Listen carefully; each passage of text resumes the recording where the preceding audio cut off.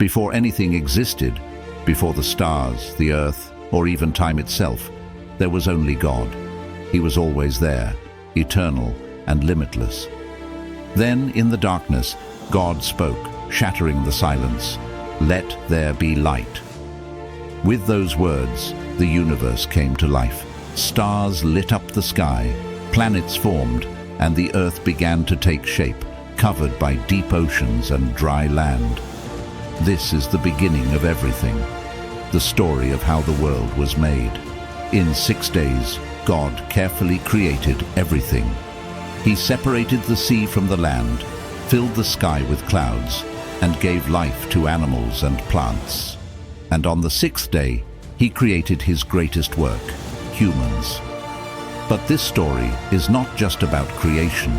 It's about life, love, and the choices we make.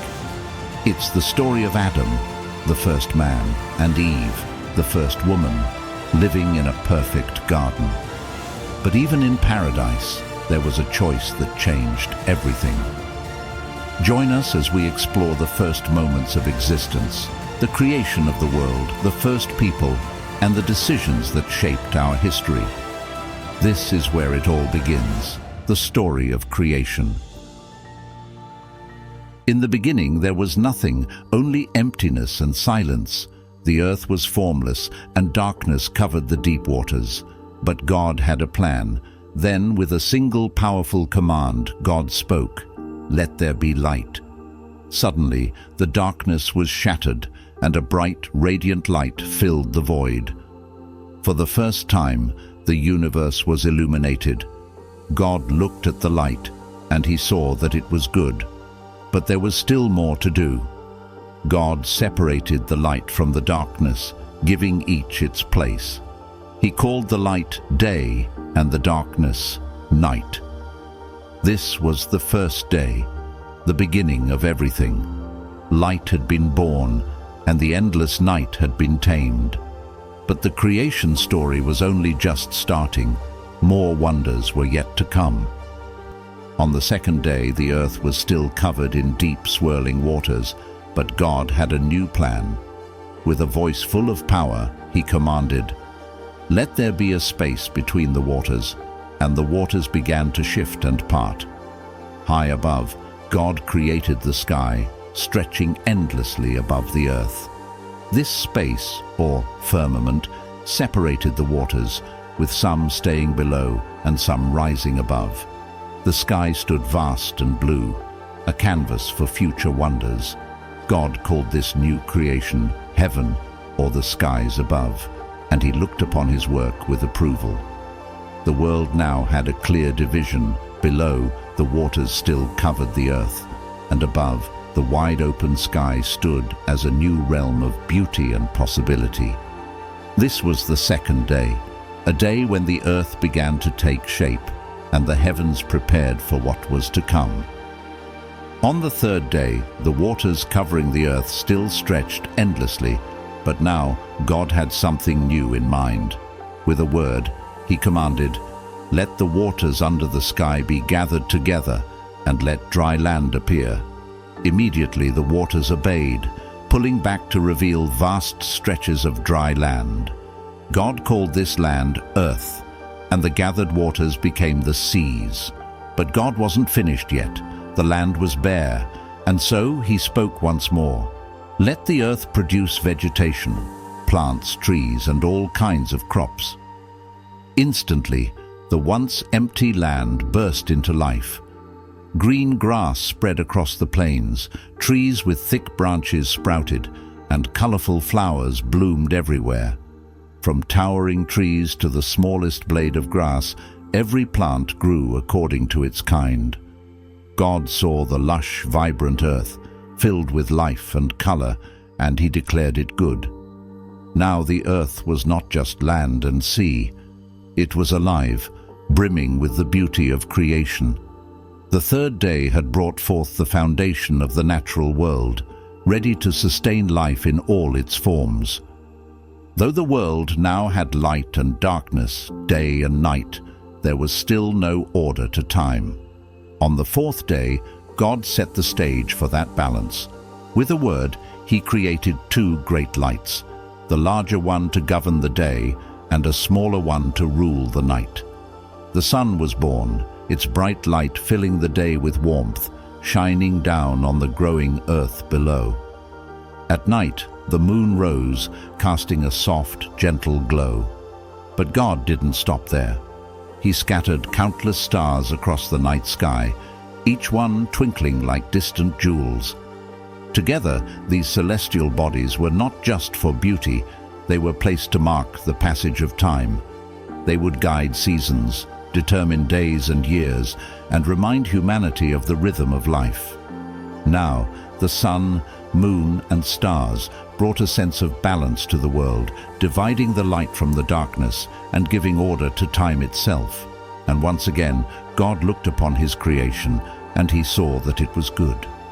The fourth day had brought structure to the heavens, and with it, the world continued to take shape. The earth was now filled with light, land, seas, and growing plants, but it was still silent. No creatures stirred in the waters or skies. On the fifth day, God filled this silence with life. He spoke, "Let the waters swarm with living creatures, and let birds fly above the earth across the sky." At once, the oceans came alive. Schools of fish darted through the seas, from tiny fish to mighty sea creatures, gliding effortlessly through the depths. The waters rippled with new energy, alive with a diversity of creatures. From the smallest creatures to the greatest sea monsters, the oceans teemed with life. Then, God turned to the sky. Suddenly, birds of all kinds filled the heavens, their wings beating the air as they soared above. Eagles flew high in the sky, while tiny sparrows flitted between trees. Each bird, with its unique shape and song, brought new beauty to the world. God blessed these new creatures, commanding them to multiply and fill the earth. The oceans were full, and the skies were alive. And when God saw the living world he had created, he declared it good. The fifth day had brought life into the seas and skies, preparing the world for even greater things to come. On the sixth day, God turned his attention to the land. So far, the earth was lush and green, but still it was missing something, the animals that would walk upon it. God spoke, "Let the earth bring forth living creatures, each according to its kind." At that moment, the land came alive with movement. From the great plains to the dense forests, animals of every kind appeared. Lions roamed the savannas, deer darted through the trees, and herds of cattle grazed across the fields. From the smallest insects to the largest beasts, the earth was filled with living creatures. But the crowning moment of creation was still to come. God's plan was not just to fill the earth with animals, but to create something in his own image, humankind. And so, from the dust of the earth, God formed the first man. With great care, he breathed life into him, and the man, named Adam, opened his eyes to the world around him. Adam was different from all the creatures. He was made to reflect the image of God himself. God gave Adam a special role, to care for the earth, to rule over the animals, and to enjoy the paradise that had been made for him. But God saw that Adam was alone, and it was not good for him to be by himself. So God caused Adam to fall into a deep sleep. From Adam's side, he created the first woman, Eve, to be his companion and partner in this new world. When Adam awoke and saw her, he was filled with joy, for she was truly part of him, flesh of his flesh. Together, Adam and Eve lived in the Garden of Eden, a paradise full of beauty and life. They walked with God, cared for the animals, and enjoyed the perfect harmony of the world around them. God looked at all he had made, from the animals to humankind, and saw that it was very good. And so, the sixth day ended with the creation of life in all its forms, each part carefully made and set in its place. With the world fully formed and life flourishing, God placed Adam and Eve in a special place, a paradise known as the Garden of Eden. This garden was unlike anything else in the world. Trees stretched tall and strong, with branches heavy with the most delicious fruits. Rivers flowed through the land, providing crystal clear water. Every part of the garden was filled with life and beauty, a perfect place for Adam and Eve to live. In this paradise they had everything they could ever need. Adam and Eve were not just caretakers of the land. They were also companions to each other and to the animals. They lived in complete harmony with nature, walking with God in the cool of the day, their hearts free from worry or fear. God gave them a simple instruction.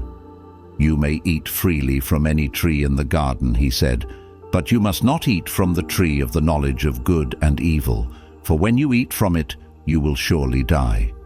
This tree stood in the middle of the garden, a reminder of their free will and the choice they had. Adam and Eve enjoyed the freedom of the garden, knowing they were deeply loved and provided for by God. For a time, everything was perfect. They lived in peace, in a world untouched by pain or death.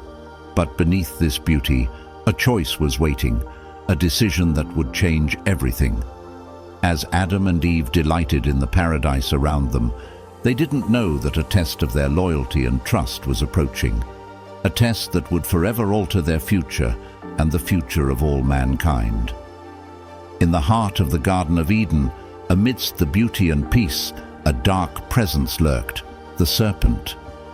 One day, as Eve wandered near the tree of the knowledge of good and evil, the serpent approached her. With cunning words, it questioned what God had told them. "Did God really say you must not eat from any tree in the garden?" the serpent asked, sowing seeds of doubt. Eve hesitated, but replied, "We may eat fruit from the trees in the garden, but God said we must not eat from the tree in the middle of the garden, or we will die." The serpent's voice became smooth and persuasive. "You will not surely die. God knows that when you eat from it, your eyes will be opened, and you will be like God, knowing good and evil." Eve looked at the fruit again. It seemed so good, so tempting, and the promise of wisdom was too much to resist. She reached out, took the fruit, and ate. Then she gave some to Adam, who was with her, and he ate as well. At that moment, everything changed. Suddenly their eyes were opened, and they realized they were naked.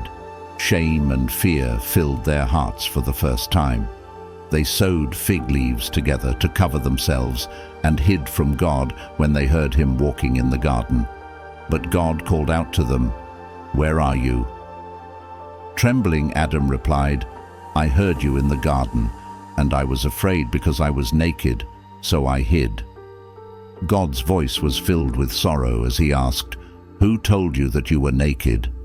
Have you eaten from the tree I commanded you not to eat from?"